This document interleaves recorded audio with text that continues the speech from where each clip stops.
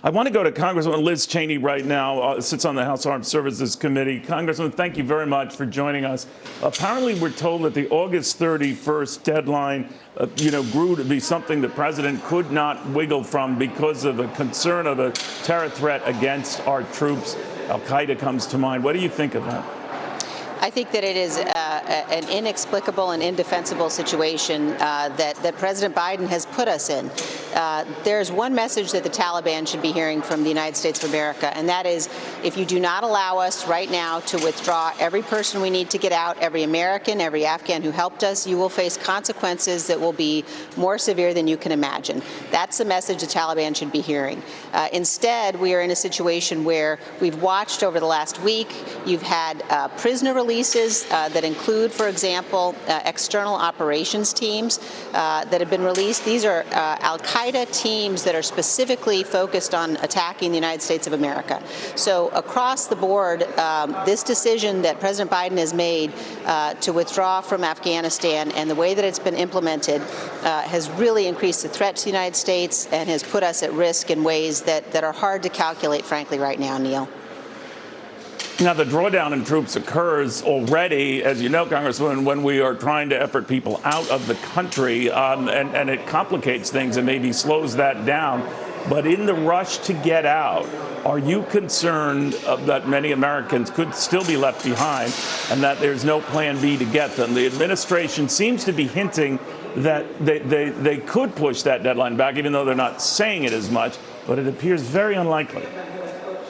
I'm deeply concerned about that, Neil. We've got, it seems to be thousands of Americans still left in Afghanistan, and they're not all in Kabul. They're all over the country. And the fact that the administration right now is rushing to get out and is counting on the Taliban. And the other thing that Congress is going to need to investigate is the extent to which we've been making concessions to the Taliban over the course of the last several weeks. The treaty that was negotiated, the agreement that was negotiated last year, in my view, was a surrender agreement under the Trump administration by Secretary Pompeo. It set this in action. It set this in motion. But President Biden bears direct responsibility for what is really a catastrophic decision that is going to put us at risk in ways that we have not been since before 9/11.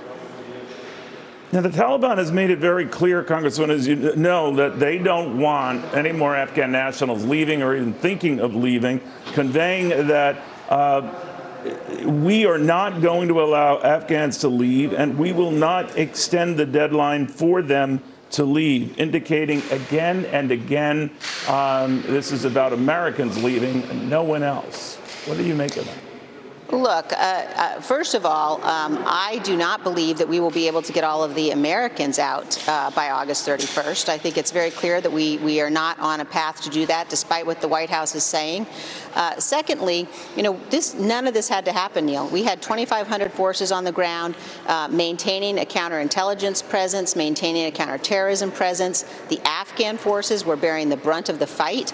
We were working with them, and we were preventing the Taliban from gaining an entire country as a sanctuary from which their allies, Al-Qaeda, the other terrorist organizations like ISIS-K, the Haqqani network, which now seems to be responsible for security in Kabul, all of those terrorist organizations which want to attack the United States now have an entire country as a sanctuary, thanks to this withdrawal that we've seen President Biden order. We don't know what transpired, Congressman, with the head of the CIA talking to a Taliban leader here, but we're left to leap to possibilities like whether the Taliban had conveyed we can't control what Al-Qaeda does and some of these other elements within the country. It's best that you leave and leave by the 31st. What do you think happened in that meeting? So we're at the point we are where we're leaving on the 31st. End of story.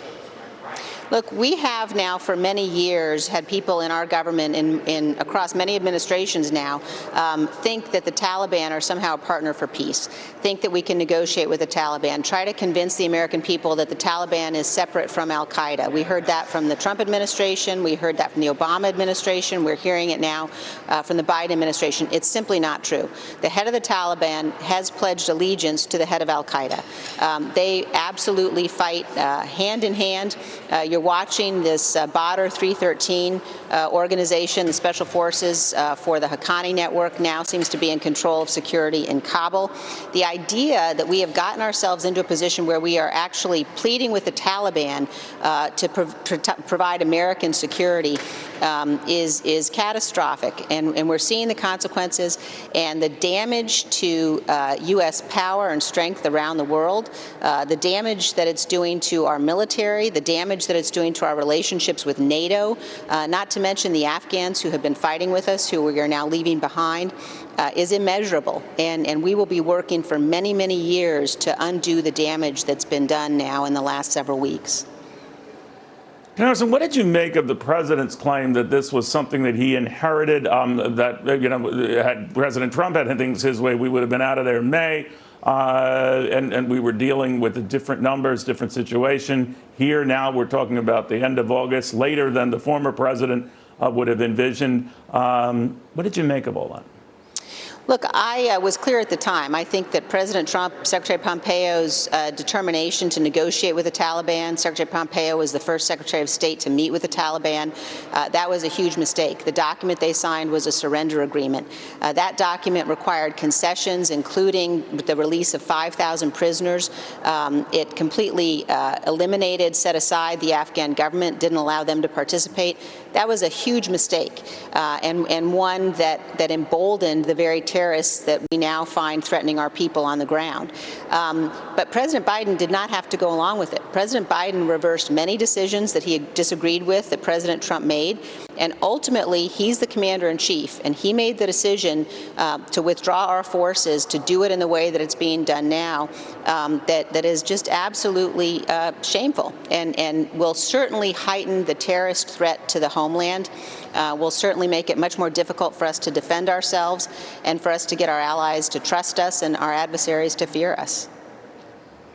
Congressman, I'm sure you're aware that President Trump in a number of interviews has said that this would not have happened if he were in charge. What do you think? Well, look, he set this in motion. He began the process of negotiating with the Taliban. He said many times the Taliban was going to kill terrorists on our behalf. He praised the Taliban. He apparently wanted to invite them to Camp David. So he fundamentally misunderstood the situation on the ground and did real damage to our partners, the Afghan government, by excluding them from those negotiations. So the idea that you could sit at a table, negotiate with the Taliban, count on them to defend our security is wrong. And we heard a lot of things from President Trump and Secretary Pompeo that were wrong. But again, President Biden is the commander-in-chief right now, and he's the one who made the decision to withdraw now and to do it the way he's done it, and he bears certainly the brunt of the responsibility for what's unfolding on the ground. I'm sure, you'll indulge one more question, Congressman. The Taliban seems to be sending a signal we're a different Taliban. We're not the same Taliban from 20 years back. Do you believe that? Well, they're stronger. You know, they aren't the same Taliban. They're stronger. They now have significant sources of U.S. military equipment, including potentially military equipment that's got classified information that could now end up in the hands of adversaries like the Chinese. And they now control an entire country. So they are stronger. They have learned, and they now also are able to say that they have defeated the United States. So we have deployed forces in Afghanistan for 2 decades. The men and women who deployed there kept us safe. They prevented future mass casualty terrorist attacks from Afghan soil.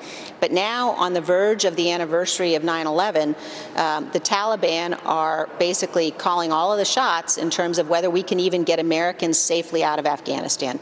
President Biden needs to say very clearly and very directly that they will suffer severe consequences if we are not able to get every single American out of Afghanistan.